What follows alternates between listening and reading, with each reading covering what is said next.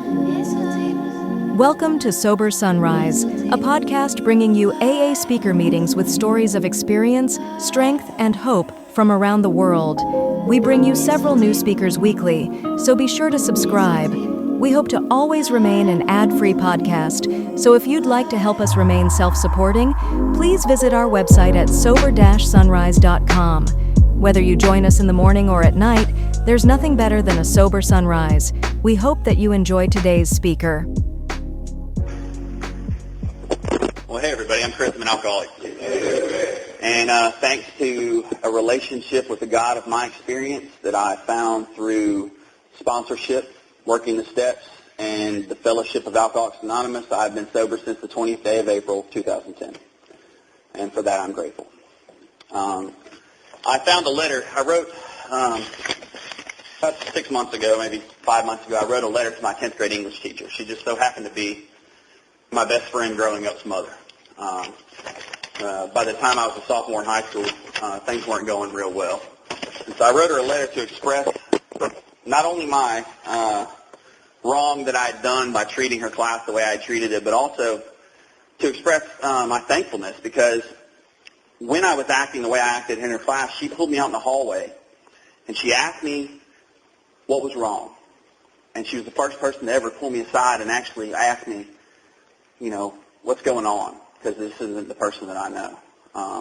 And in looking for a way to describe what I was like, she kind of described it for me in a letter. So she says, "Dear Chris, you touched me with your sincerity and impressed me with your recall. That was many years ago. I'd long forgiven and forgotten those sophomore antics of which you have such uncomfortably clear memories. You were pulled out of my class because I knew the real boy underneath the braggadocio. My strongest impression of you from childhood on was of a wonderfully bright but somehow very insecure boy. I worried when you moved out of Wesley's orbit," that's her son, "to find faster friends, attributing partly to them to your early angry cynicism. Intelligence poses a danger to kids who perceive the foolishness of the world before they are mature enough to deal with it. Chris, I wish you the best and will think of you often, knowing the difficult struggle you've embraced.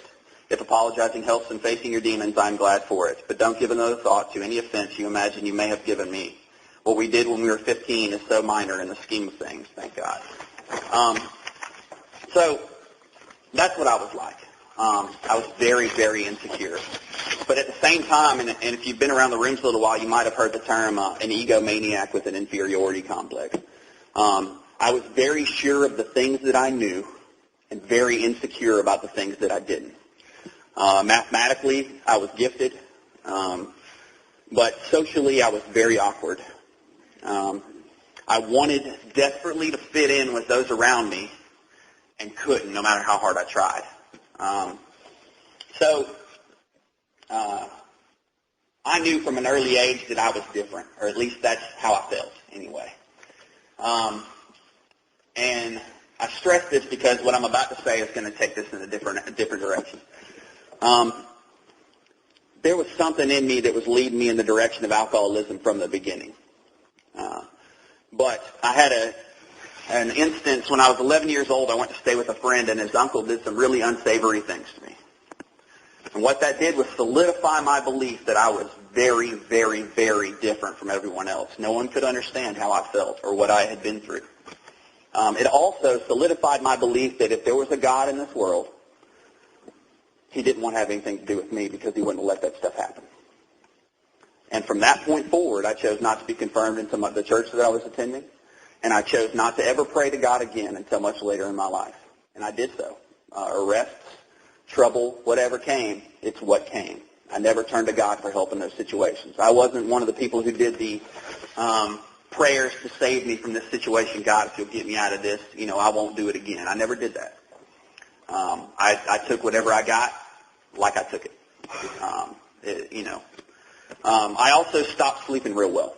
I've developed, and I still to this day have a mild case, at the time, severe case of insomnia. I do not like going to sleep, and it started then. I remember staring at the stars and thinking, well, look at all this and how big it is and how wonderful all this stuff is. How could this be without God? But so hurt by what had happened and by not feeling like anybody was there to protect me that I couldn't. It was too much for me. I didn't want to deal with it. And she talked about in that letter that being aware too soon of how the world really is. And I felt like I kind of got robbed of a little bit of my childhood, and I had to grow up real fast. And I made it a point for the next many years trying to act older than I was. When I was 14, all my friends were in college. By the time I was 18, I was doing things I was attempting in my own mind to do things that I thought people much older than me would do, run restaurants, develop a life, the things that I thought I wanted, the children and the marriage and all these things. I wanted that as fast as possible because I thought that's what life is about. It's about setting these goals, achieving them, and when I get there, everything will be okay. And I kept believing that everything would be okay. At some point, I was going to get to a point in my life where everything was going to be all right. And that point never came. I started drinking at 12, and it doesn't surprise me. I felt very uncomfortable in all the situations I was in. Someone offered me a drink. It gave me a chance to be a part of a group. I kind of fit in with the outcasts, and the outcasts like to drink, and they like to smoke weed. So that's what I did. I have to say this up front. I am an alcoholic, but I did a lot of drugs. And I'm going to try my best to stick to tradition here and hold it to the alcohol side of things. But if I slip, I apologize. I do not mean to offend any pure alcoholics. It's just part of my story. And from 12 on, I made it a point to drink and or use as often as possible. Now, early on, it wasn't real often. I was 12 years old. It's hard to come across alcohol. It's hard to come across other things. It's just, I got it when I got it, and I did it when I did it. Cigarettes were kind of my go-to. I could smoke them every day. That was my little bit of being bad, Sneak out of class, go smoke some cigarettes out in the woods or in the bathroom or something like that. I got into high school and I started experiencing separation. I don't really know how else to say it. Things got worse. It started getting to where I couldn't relate at all, and nobody around me understood, and it just I got all caught up in poor, pitiful me, and I lived in it. It was a beautiful thing to behold for a little while. By 15, I was very angry, and it showed, and hence the letter. I was acting out in all my classes. I was skipping school. I was getting sent to in-school suspension, and I was still making good grades. I'm a smart guy. I test well. I just didn't apply myself at all. My junior year in high school was probably my worst, and I say that kind of jokingly. In all honesty, my experience with it was my worst. It didn't go real well. I got into even more trouble. I spent about 70 or 80 days and suspended from school that year for skipping, for smoking, for cussing out teachers, for doing whatever it was I was doing, And sometime between my junior and senior year, I became very fluent in using and drinking every day.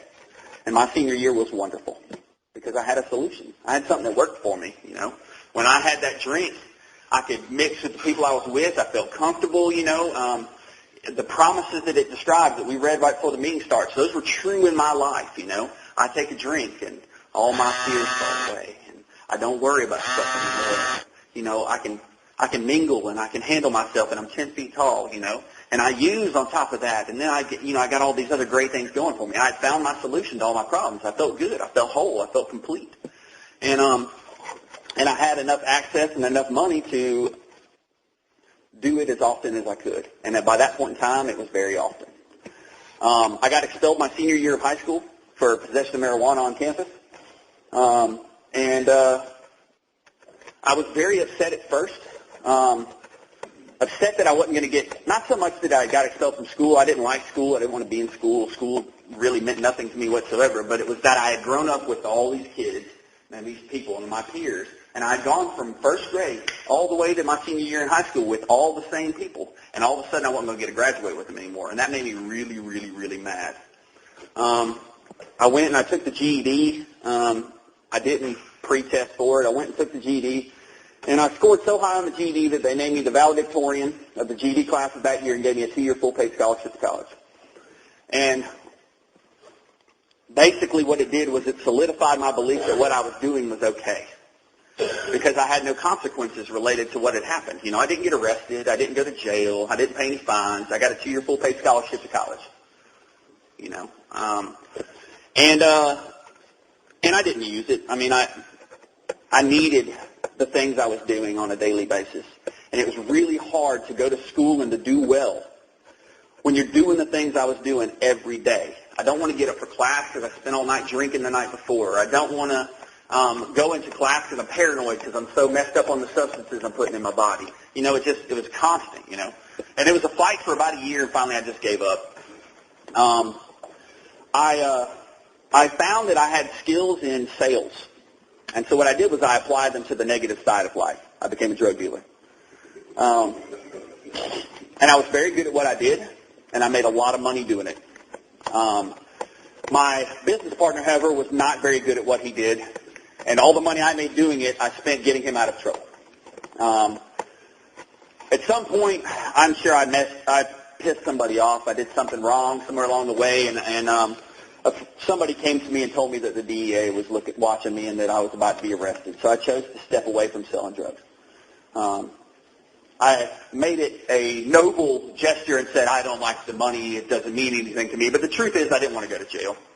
And so I stopped selling drugs, but I kept using and drinking the way I had been while I was selling them. And the thing is that by that point in time, I was using and drinking in excess. And it cost a lot of money to continue doing the things I was doing. And I no longer had the lifestyle to pay for it.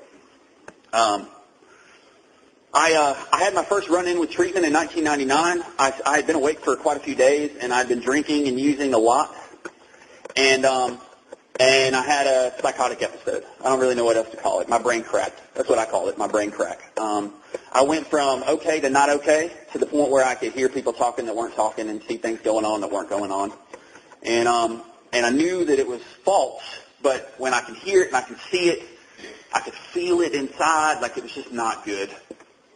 And I went to treatment, and I stayed for 3 days until I couldn't take it anymore, and I went home. And I locked myself in a room for 3 months and raised a cat. I got a kitten and then raised him for 3 months. He was a very crazy cat, by the way. And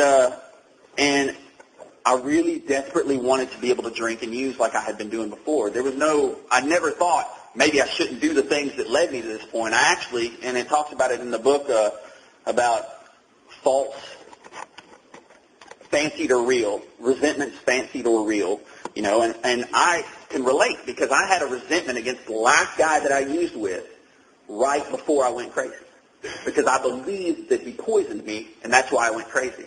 But if I look back on it from a truthful perspective, you know, I was poisoning myself, you know. And so that was a fancied resentment because I just created it to be okay with what I was doing. And as soon as my mind allowed me, I went back to drinking and using the way I had.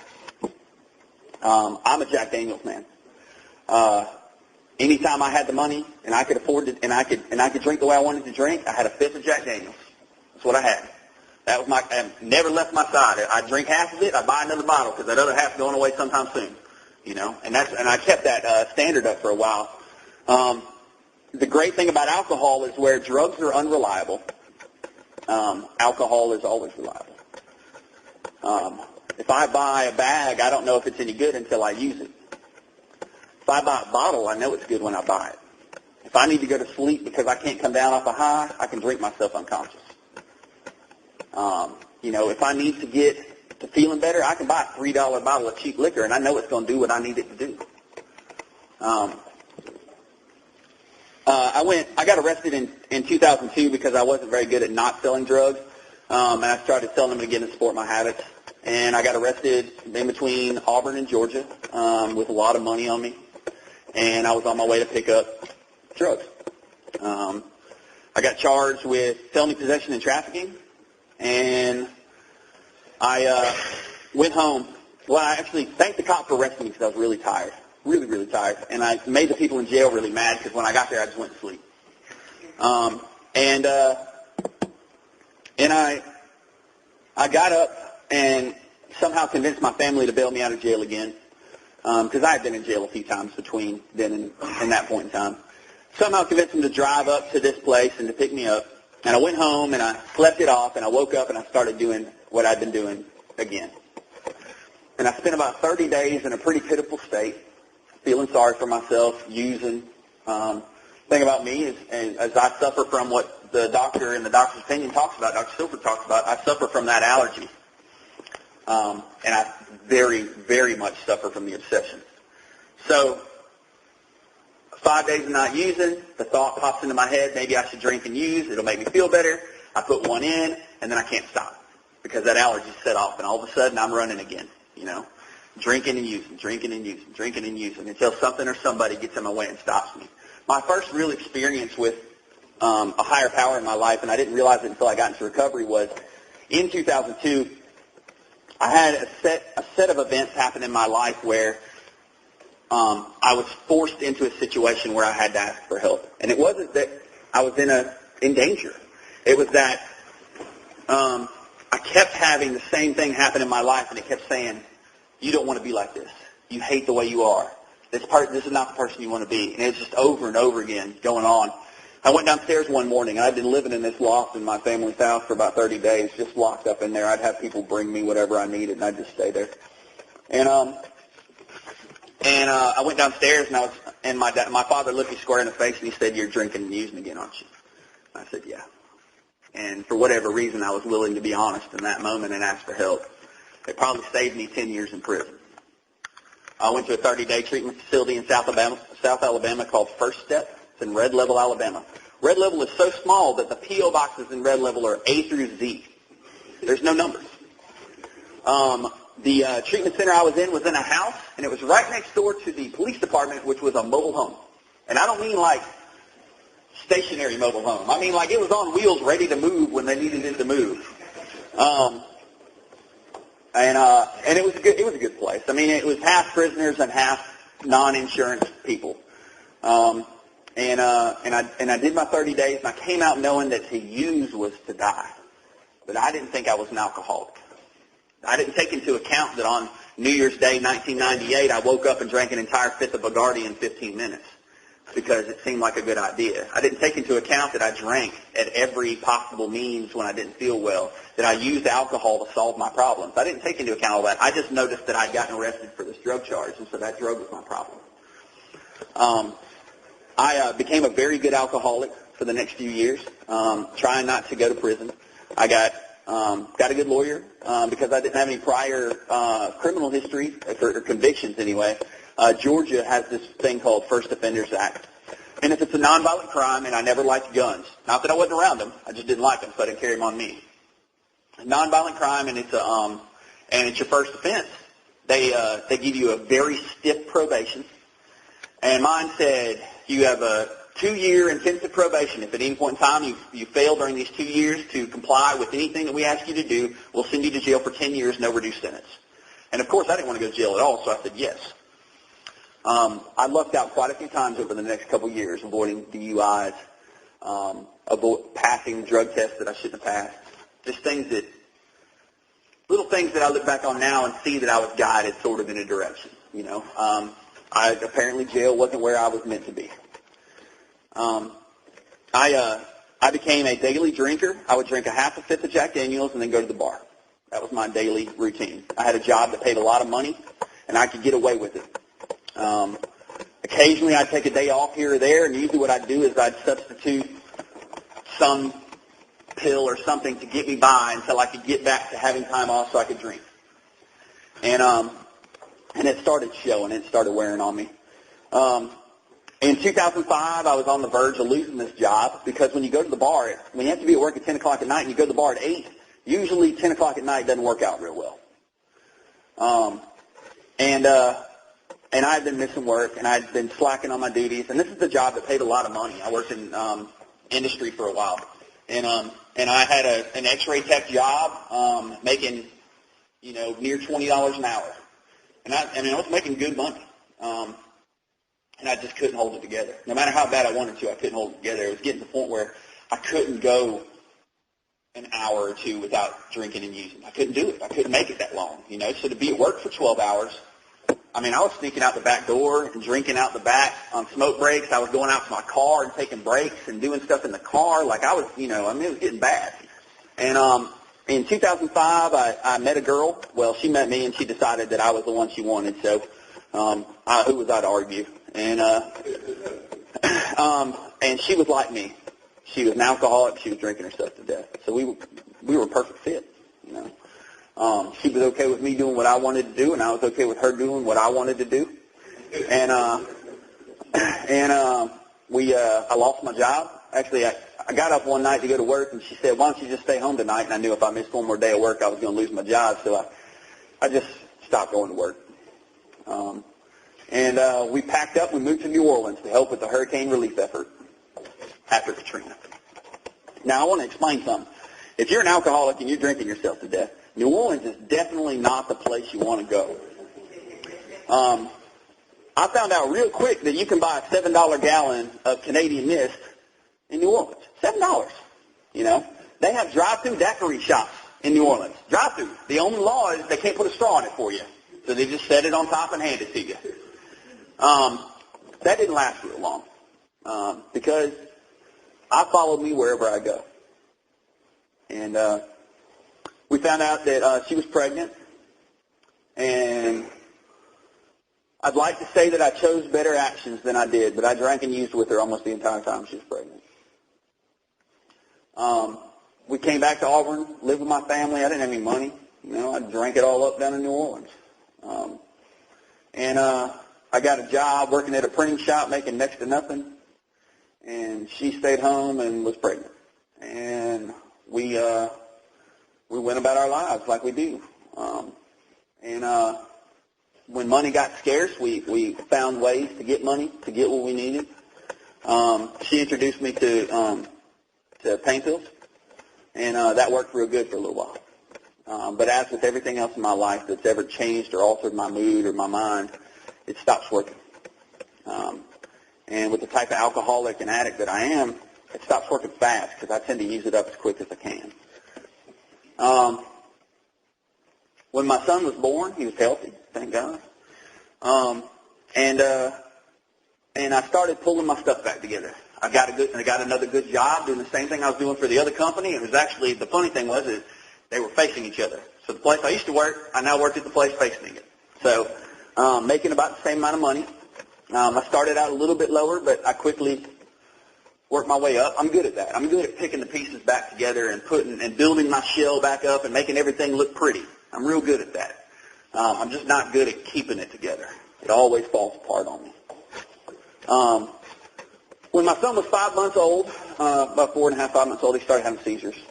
And he had one day, he had 2 the next day, he had 4 the next day, and he had 8 the next day, until he was eventually having about 80 grand mal seizures a day. And we tried they flew him by jet to Children's in Birmingham, and they put him in intensive care, and they were pumping him full of anything they could think of to try to get him to stop seizing, and they just couldn't get it to stop. We got a hotel room near the hospital, and I remember trying to drink my son's sickness away. And I don't know if y'all have ever experienced that before, where something hurts so much you just want to make it go away. You want to make it stop. And I couldn't make it stop. I couldn't make it stop. No matter how much I used or drank, I could not make the thought and the pain go away. I couldn't do it. My son spent about 3 or 4 months in intensive care. We had a priest come to our room, and I told y'all earlier that I'd never prayed to God until later on in my life. And he asked us if we'd like to pray, and I said I would. And I prayed probably the first,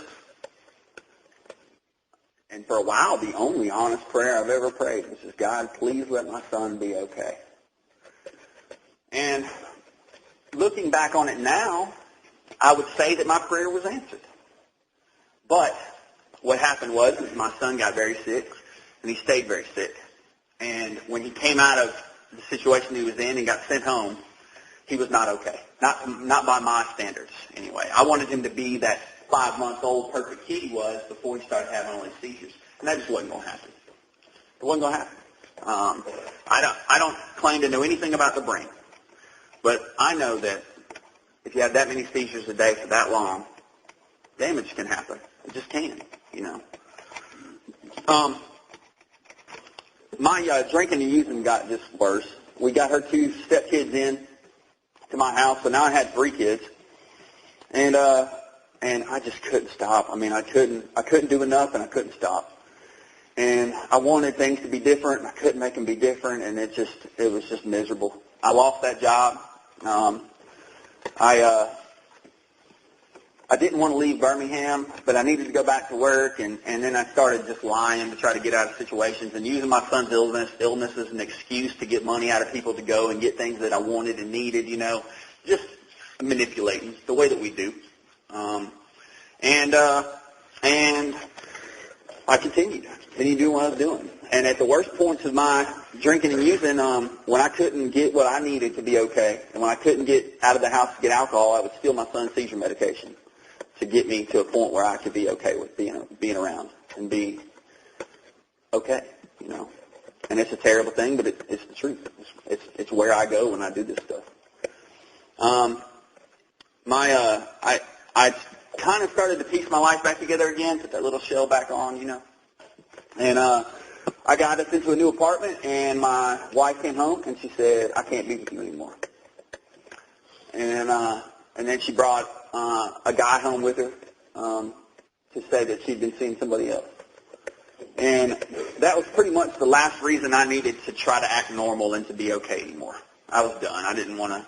I had no more. I didn't need to put my life back together to take care of my kid. I didn't want to fix anything. And I went into a 3-week blackout. And as in these other instances in my life, I had a moment of clarity. I got a phone call.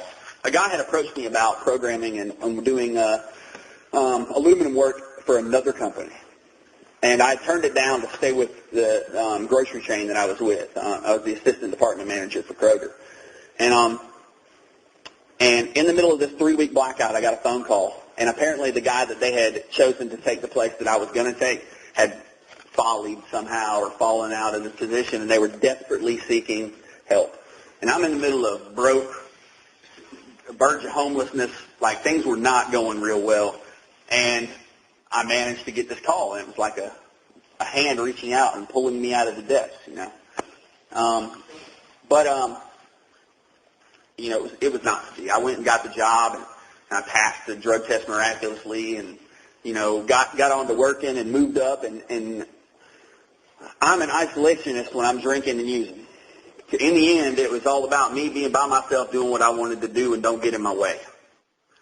And so all of a sudden, I'm making a lot of money again, and I'm living in a new city, and there's no one within miles of me that I know. And what it turned into was literally me drinking myself to sleep every night, waking up 2 hours later, drinking to go back to sleep, 2 hours later, drinking to go back to sleep, and then get up and go to work the next day. And it got real bad because I started having to use and drink at work like I had started to have to do with that other job. And, I made an ill-fated trip to Atlanta to visit a friend of mine, and I tried something that I hadn't tried in a while, and that allergy was set off, and all of a sudden, 3 days later, I turned my phone on, and Atlanta Metro Homicide's looking for me. And everything's crumbling back down again, because when I black out, I do crazy stuff. And I lost my job, and I had to come back and live with my family. And I just gave up on life. I spent 3 months, 2 of which homeless, doing what I had to do to get by. And at some point, my family got so sick of watching me kill myself, they kicked me out, told me not to come back. I couldn't stop stealing from them. And they came to me and they offered me one last chance. And they said, and again, a moment of clarity in the middle of a blackout. We'll renew your insurance and send you to treatment. And what they said is we'll send you to a detox. We'll send you to a 3 to 5 day detox, and then you come back home. And for whatever reason, and I'd only been to Bradford once, for whatever reason, I said, if you send me somewhere to detox and I come back home, I'm going to end up doing exactly what I've been doing. I need to go somewhere longer. They got me into treatment. I blacked back out, and when I came to, I was in treatment. I literally woke up on the 27th day of June, 2009, in a bed in Bradford, with clothes next to me that I'd never seen before, and I felt kind of peaceful, to be honest with you, because I woke up that morning and I didn't have to go back. I didn't have to run anymore, I had gotten to a point in my life where it every day I woke up, I was hoping I could drink and use myself to death that day. And then I'd wake up again, and I'd have to do it all over again. And it was like that for a while. And the book talks about pitiful and incomprehensible demoralization. I did things for drugs and alcohol that I just never thought that I'd do. You know, I never thought that I would go to the depths that I went to.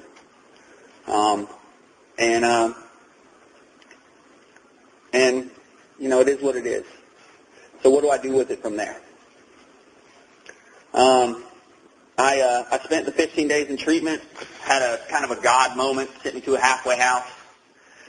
I did 82 days, and I did what a lot of people in AA call the AA waltz. I accepted I'm alcoholic, and my life was unmanageable. I believe that there's a higher power out there. I will tentatively turn my will and my life over to that higher power. I will work half the 4-step, and I'll get drunk. And I got a hotel room at 82 days clean and sober, and I got a girl I really was interested in, and I had her at the hotel room, and then I went out and got drunk. And which is funny because I didn't have anywhere to go. You know, I had to go back to the halfway house. You know, now I've got the allergy on me, and I want to do more and more and more, and I put myself right back in that same boat. I actually called a friend hoping that they could hook me up with some way to keep going, and they pointed me back to the halfway house. So wound up back in the halfway house and started over again.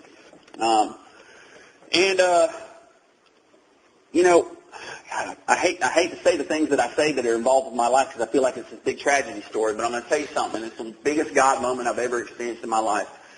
On October the 12th of 2009, I was 15 days sober off this relapse, and my parents show up at the halfway house. And I'm a little confused. One, they're not supposed to show up. And two, they were supposed to show up a few days before that. And they come up, and I have a little brother. My little brother is very much like me, always wanted to be like me. In the end, we started running and gunning together. What he did to solve his problems was he'd go overseas. He joined the Army, so what happened is every time he'd get arrested or get a felony DUI, he'd enlist again, or re-enlist to go back over there again. He did 3 tours overseas, 2 of which he did in Afghanistan and Iraq, and 1 of which he did in Germany and Kuwait. And my parents show up at the halfway house. And, you know, there's some moments you just go into and you look up and you just know something's not okay. I knew it wasn't okay. And I got real nervous, like the butterflies inside, and I wanted to keep talking real fast, and I wanted, you know, I just didn't want them to talk, because I knew as soon as they talked, something bad was coming out. And what they told me was that my brother had gone to sleep and he had not woken up. And, you know, that confused me. It confused me because my brother didn't go to the depths that I went to, you know. My brother didn't do a lot of the things that I did. Now, he did a lot, don't get me wrong. He just didn't do a lot of things I did. And you know, who's ever ready for that, you know? No one's ever ready for that. And especially me at 14 days and crazy. I wasn't ready for it. So my parents, the trick of it was, though, is that they drove up there. They drove all the way from Auburn to Birmingham to tell me this because they were afraid I would go out and do the same thing when I found out. So they drove to Birmingham after finding their son dead to tell their other son what had happened because they didn't want to find him dead too. And that kind of breaks all those boundaries about us not affecting other people with our actions. It kind of breaks down that barrier that we have that says, I'm just hurting myself. Because here are 2 people who, their second child, they just let the coroner take them away. And they're going to drive 2 hours to make sure that their other son doesn't do the same thing. And I felt very small. And I let them leave, and I went into my apartment in the halfway house, and I hit my knees, and for the second time in my life, I prayed an honest prayer. And the prayer was simply, help me, God, I don't know what you want me to do with this. And he did. I went home 2 days later. I wrote the eulogy for my brother's funeral, which I keep in my big book. I got to experience that time with my family. I got to be there for my mom and for my dad, for my little sister. I got to see the people that I had run with, who were friends of his also, who came to the funeral. And I got to do it sober. And that was big for me.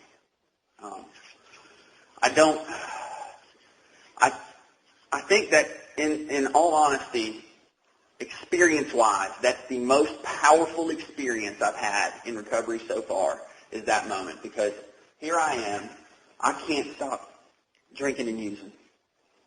And if you're going to use over something, what's better to use over than someone in your family dying, right? Some big tragedy happened in your life. Or at least that's how I would have taken it before. And yet, by simply asking for help, I was able to get through the situation, and not only get through it, but be useful to the people around me. That's a big deal for me. I would love to tell you that was enough to keep me sober, and it wasn't. I did a very thorough 4-step. I had a good sponsor. I had the sponsor I needed at the time, a sponsor that was going to lead me to that relationship I needed with a higher power to help me feel okay. Because when I don't drink and use, I feel worse than I do in the end when I was drinking and using. I get restless, irritable, discontent. Life starts getting too hard. My emotions get on me. And all of a sudden, drinking seems like a good idea again. Out of nowhere. And the most insane act I will ever commit is taking a drink. Because I'm sober when I do it. And I know what's going to happen when I do it. I worked a thorough 4-step, 5th step. I did 6 and 7 fairly well. Who's to say how well you do 6 and 7? I don't really know. I don't think I've figured that one out yet. I made a great list, and I began making my amends, and I got about 5 or 6 of them in, and I just stopped. I'd gotten some of the promises coming true in my life, and I got feeling good again, and that was enough, or so I thought. And the time came when life became too hard, and because you had a girlfriend and I didn't, or because you had the job and I didn't, or because you had the money and I didn't, and I started judging myself by where y'all are at. And it's a terrible place to be, because I can never judge myself by where anybody else is at but me. And it got really bad, and I started desperately seeking ways to feel better, and I did that through the female species. And I went to female after female after female until I found one that would have me. And the one that would have me just happened to be really sick. And me being restless, irritable, and discontent, and her being really sick, back in it again. I thought I could do it just once. This is what my thought process was. I thought I could just take one, and I wouldn't have to tell anybody. I had a sponsor I was working with, had about coming up on 7 months sober, and I thought I could just take one, and I'll just jump back in the next day, and it'll be okay. Well, I forget that when I start, I can't stop. And then once I put it in, that obsession is so strong. It's just that drive and that compulsion to use and drink is so strong. I somehow managed to ask for help. Got sent back to treatment. They allowed me to come back for free for 7 days. Apparently there's some clause in my insurance that allowed that to happen. I got out and I went right back to that girl because it was my birthday. I woke up in treatment on my 30th birthday. And that was the last day there. And that was April 18th, 2010. I woke up in treatment. And I got out, and the only thing I could think about was going and meeting that girl so I could get me some, And I did. I met her, and I got me some, and the next day I got drunk again. And somewhere in there I broke. Because I've been trying to force my will on every situation. I had to have what I wanted. I had to do it my way. I had to have things the way I wanted to have them. And what had happened was that I had basically accepted that alcohol and me weren't going to work together. But I hadn't accepted that my life was unmanageable. Even though I had come from homeless and come from halfway house and done all these, been all these places, I hadn't accepted that I wasn't doing a good job of handling things. And something broke. I drove myself down to Auburn to a treatment facility down there. I spent about I'm going to say I spent about 10 days in there before I went completely insane. I was so angry, just so angry that I had lost this contact that I wanted to blame myself for drinking and using, which it was my fault, but the truth is that I'm an alcoholic, and if I don't do the things that are asked of me, that's what I do. I drink. If I don't work the steps, if I don't pray and meditate, if I don't go to meetings, if I don't read my big book, if I don't do these simple things on a daily basis, I drink. That's where I'm going to go. That is an accepted fact for me today, is that I will drink again. Unless. And so I got really angry and I went home and I kept swearing I wasn't going to pray. But the thing is, just by swearing I wasn't going to pray, I was accepting the fact there's a higher power out there. I was just angry. And I gathered my things together and I went back to Birmingham and I dove into the steps with my sponsor, and I mean dove in head first. I mean hardcore dove in. I think, and this is important for me to say, that it is very important for me to be able to relate to what's in this book, to identify. And something I hadn't done before was read the first 4 chapters, including the doctor's opinion, and look at how I identified with it. Not looking at the fact that I'm not a New York stockbroker and it's not 1939 and it's, I'm not an old white man and who knows about this and da-da-da-da-da-da-da. None of that stuff. It's important that I identify with it, because if I can't identify with what's in the book, how am I going to receive the solution that comes as a result of what they're telling me? So I identified with the book. I accepted wholeheartedly the first step, which I think is what it means to surrender. If I accept that I'm doomed, that I can either go on drinking and blot out, my intolerable existence to the best of my ability, or accept spiritual help. Those are my 2 options.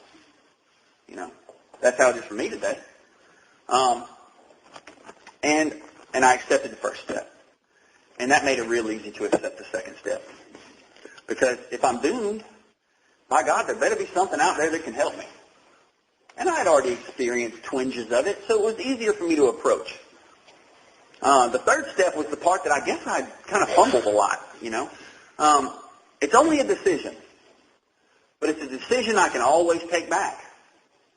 Just because I decide and get down on my knees and pray in the third step with my sponsor that God can have me and He can lead me and He can guide me and He can work through me to show everybody else what He's capable of, I can always stop doing those things because it's only a decision.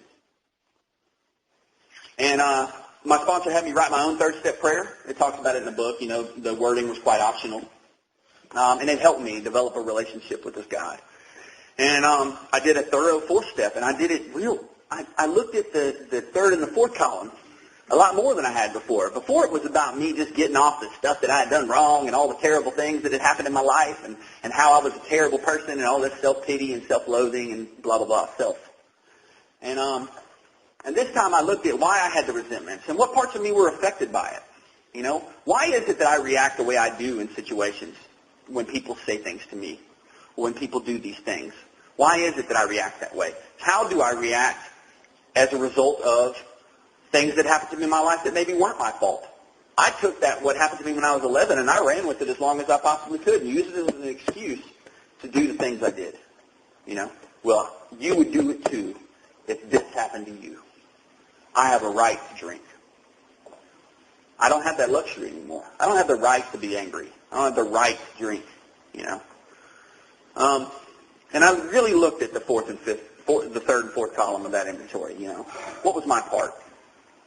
How is it that I'm acting that's not okay, Because what I try to do on a daily basis is be the best man that I can be. Now, I fall short a lot. I do. It happens. But I try. And then when I make a mistake, I get back up and I try again. I want to tell you a couple of stories about recovery and about what you guys have done for me. When I walked into the rooms to my first meeting outside of treatment, completely off all substances, I walked into a room and I sat down and I was shaking. And I shook pretty heavily throughout the whole meeting. And I shook so bad that the 2 girls sitting next to me got up and left the meeting. And when the meeting was over, and I don't know what the topic was, I know I spoke. I don't know why I spoke or what I said. I was really scared, and I was really afraid that I was never going to be okay with who I was. I know that. And I got up and I went to go pick up my newcomer chip, my 24-hour chip, my, surrender chip, start or restart this way of life chip, whatever you want to call it. And the guy, big burly biker, not real tall, but big and burly, was handing out chips that night. And when I walked up, I guess what I had said had struck a chord with him. Because he gave me a big old hug and he said, "It's okay, we'll love you until you can love yourself." And from that point forward, I knew I belonged in these rooms. I didn't identify with all of you at first, but I knew that somebody in here understood maybe just a twinkling of how I felt. And that's the hope that I needed to stay here.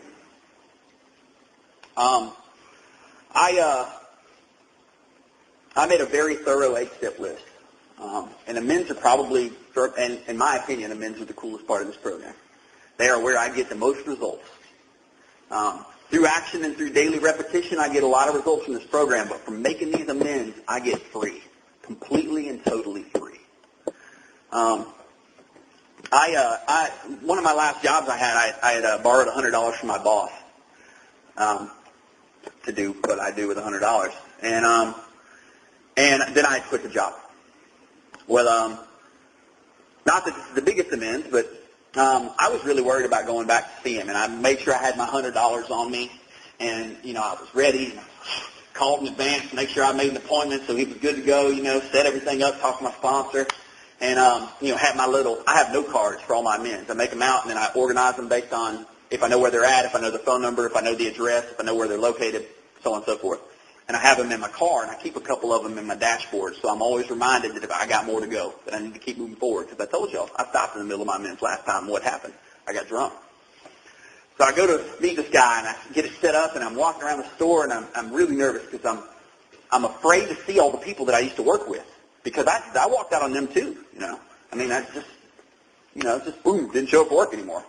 And I, like I said, I'd been the assistant department manager, so it wasn't like I'd, just random, I went back in to make amends to him, and I sat down and I gave my pitch, but with heart, which is what I do in any amends. I have the basic thing that I say, look, I'm working the 12 steps of Alcoholics Anonymous. I have no hope of staying sober unless I can right these wrongs in my life, and then I'm honest with them on a person-to-person basis, which is when I did this to you, it was wrong. It was dishonest, selfish, inconsiderate, fearful, and I want to know what I can do to make it right. I never say I'm sorry, because I said I'm sorry plenty. It's what can I do to right the wrong. And he sat down and he said, and I started to hand him the $100. He said, "Stop." And he set me back down in my seat. And he said, "Look," he said, "I want you to know that you coming in here and doing this means a lot to me. And that I'm just happy to see you in the state that you're in now versus the state you were in when you left." He said, "I don't want your money." He actually offered me a job. Now, I didn't take the job. I was living in another city. But it was amazing to me that this person, because I had always looked at the world as all the negatives in everybody else, I'd always seen myself in everyone, out for myself. Get what you can get. Ain't nobody really nice. They're just putting on a show. That's what I had believed. This man showed me that there were people in the world who really did care. He goes, "Look, your name is on a plaque downstairs as winning I wanted some employee of the quarter or something like that." He said, "You were good. These things happened, and he thanked me for my time, and he thanked me for coming in. He said, "If I never see you again, I'm happy to know that this was the last time I saw you." That was a big deal to me. Now, I robbed my grandmother blind, and I'm to this day paying for it. I make a portion of my paycheck and I give it to her every week. It's the only financial amend that my family has asked me to pay, and it's a large sum of money. They said, "We don't want the rest of your money, but we want you to pay your grandmother back," and I will. I'll pay it back until I'm done. Another random amend story I'll make is While I was in New Orleans, I lived with a guy, and I borrowed a bunch of money from him to pay my rent, and then dipped out and never came back. So this gentleman, I didn't know how to find him. It had been 5 years, all these things. And the weird thing about this program is that when I'm ready and I'm willing to make these amends, it seems like they just sort of surface and find me. It's not so much about me finding them as it is they just come to me. And through random occurrence, I was able to find this gentleman. And I sent him his money, and he did the same thing the other guy did. He thanked me for paying him the money that I owed him. And he said, he said some really nice things. And he said, I didn't think you'd ever pay me back. He said, you were scot-free. Why'd you send me the money? How was I going to find you? Or how was I going to prove that you owed it to me? I want to express something because it's important. It's important for me to express to you that I am not the person I just told you about. I am not the guy who did all those things before I worked these steps. I'm completely changed. I think the most important thing I've done in recovery is reestablish, aside from the relationship I've established with a God that I experience today. It may not be the God that you experience, but it's, the one that keeps me sober, is reestablishing that relationship with my little boy. Now, he is disabled as a result of the seizures, but he's the happiest kid you'll ever meet. And as a result of working this program, I get to spend time with my kid today and spend time where I'm just focusing on him and not thinking about everything else. I get to experience peace today. I didn't know it was possible. I have moments in time where my head doesn't talk to me. I get to experience a lot of stuff today that's pretty cool. When I started really practicing step 10, which is, I like to call it my walking around step, when something comes up that troubles me, when something arises that's troubling in my life, I stop, I step back, I check my what's disturbing me, what part of self is affected, do I owe someone an amends? And believe me, I've made a lot of amends on the spot to people that I've said harsh things to and or done harsh things to. Step 11 is where I'm still working. Meditation is a strange art. It's different for everybody. What I have found is that what I'm really trying to achieve in my own meditation is that I'm trying to hear what God has to say. Because if I'm doing nothing but talking to God, I never listen for the answers that He's given me. So meditation and prayer for me are praying. I'm asking God for His will to be done in my life, for knowledge of His will and the power to carry that out. And in meditation, I'm listening for Him to tell me what His will is. And sometimes I hear things that I think are His will, and like the book says, I'm foolishly thinking that, and I make a lot of mistakes. But a lot of times I get inspiration in times when I really need it. And I get to end up places that I need to end up and do things that I need to do. And it's led me a lot of cool places. I have a job today that I love. I never thought that'd be possible. I'm satisfied with it. I'm a good employee. I'm a good father. I'm starting to be a good son to my family. It's getting better. And then the coolest part of this whole experience for me is that now, being saved from that life that I told you about, being saved from that hopelessness and that desperation, I get to go and try to help somebody else come out of the same thing.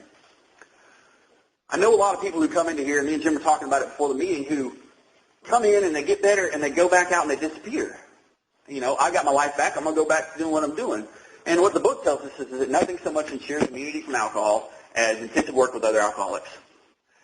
And what it also goes on to say later is that nothing will be a brighter spot in your life. By working with guys that I work with, I get to see what it's like to be back at the beginning because I forget. And I get to help somebody else climb out of the gutter and experience this wonderful thing that I've experienced. I can't explain the change. I can't explain it. I can feel it. I know that there is happiness and satisfaction I have in my life today that I've never experienced before, ever. And to not want to give that to somebody else, I don't understand. I get to come in here and use my brother's story, my experiences, all these negatives that have happened in my life and use them as positives. I get to use my brother's story as a force to help somebody else avoid the same situation. I get to use my downfall as a force to let someone else know that they don't have to go through the same thing. Or if they have gone through it, to know that somebody else has gone through it too. It was important to me when I came in here to be able to relate to other people and to know that somebody else felt the way I felt. And today, my purpose is laid out in the 12th step. It says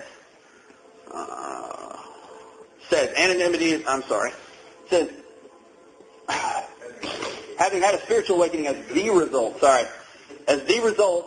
of these steps, we try to carry this message to other alcoholics and practice these principles in all our affairs.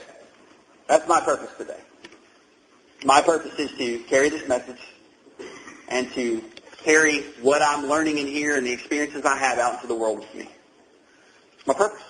I never had a purpose before. I have a purpose now. So, hopefully, I'll continue to do this, and I'll continue to accept when people ask me to take part in my recovery, and I'll continue to give when people need it to be given, and I'll continue to care when no one else is caring. And thanks for letting me share my story with you.